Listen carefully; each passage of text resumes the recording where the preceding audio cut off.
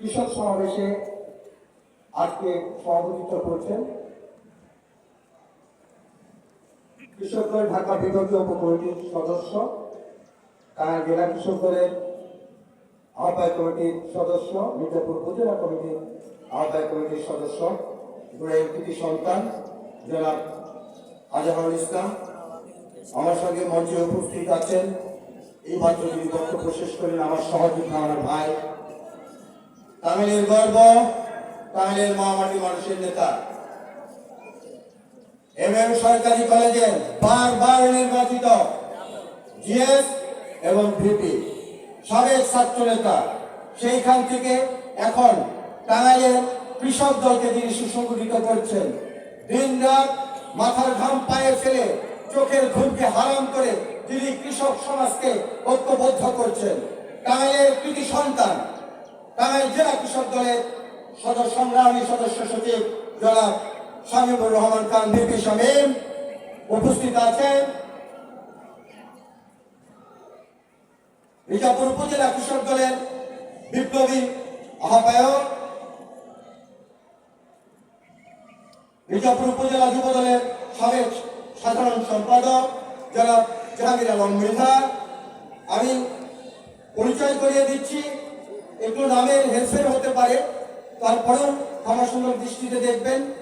পরিচয় করিয়ে দিচ্ছি, টাঙ্গাইল জেলা কৃষক দলের, টাঙ্গাইল পৌর কৃষক দলের সদস্য সচিব জনাব রুহুল আমিন।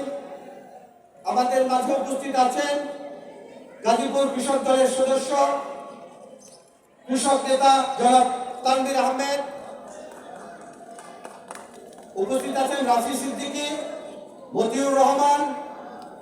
আমাদের এই আজকের কৃষক সমাবেশ সফল করার লক্ষ্যে যার অক্লান্ত পরিশ্রম আছে, যিনি এই বিএনপি একজন সচ্চা সৈনিক, যুব দলের রাজপথের সৈনিক, টাঙ্গাইল জেলা স্বেচ্ছাসেবক দলের সাবেক সহ সাধারণ সম্পাদক, মির্জাপুর উপজেলা যুব দলের সাবেক যুগ্ম আহ্বায়ক জনাব খালিদুর রহমান ফরিদ।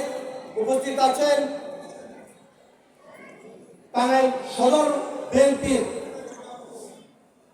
সহ সভাপতি কৃষক নেতা মীর শাহাদত হোসেন সুজন। আমাদের ঢাকা বিভাগীয় উপকমিটি কৃষক দলের উপকমিটির সদস্য, দুঃখিত তার নামটা একটু আগে বলা উচিত ছিল, আমাদের সহযোদ্ধা জনাব মনিরুজ্জামান সাগর। উপস্থিত আছেন কিছুক্ষণ আগে যিনি বক্তব্য দিয়েছেন, জানাময়ী বক্তব্য, যিনি সত্য কথা বলেছেন, দলের জন্য নিবেদিত, এইগুলাই কৃতি সন্তান,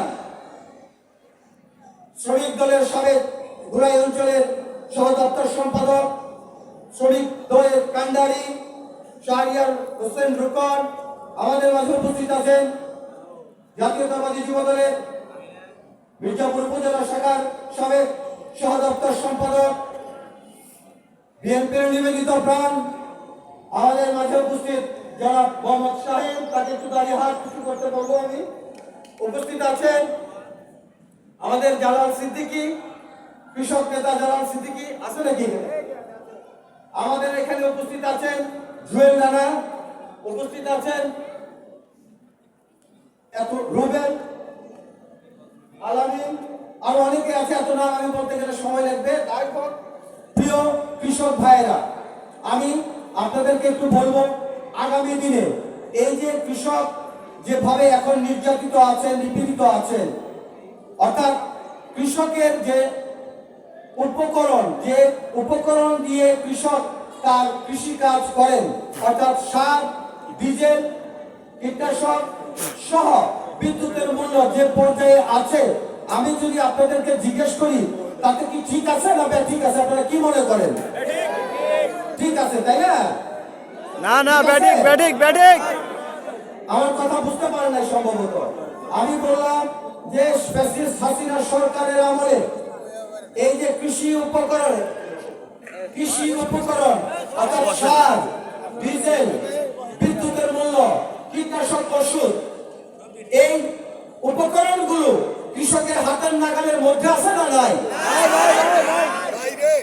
আচ্ছা, যদি থাকে তাহলে আপনারা প্রথমে, যদি না থাকে আমি অনুরোধ করবো যে তাহলে আপনারা হাতটা একটু উঁচু করেন তো দেখি আসলে কি আছে না নাই। হাতটা উঁচু করেন সবাই দয়া করে। মহিলাদের অনুরোধ করবো হাতটা একটু উঁচু করবেন। এখন আমি আপনাদেরকে বলবো